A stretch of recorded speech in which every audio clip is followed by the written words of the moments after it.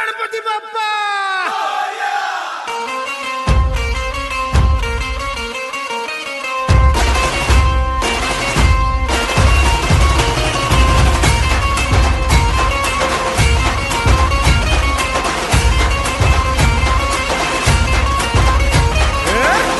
नमन करुणी वंदन इडा मांडून इडा देवाला इडा गावाला इडा पाटलाला इडा मंडळीला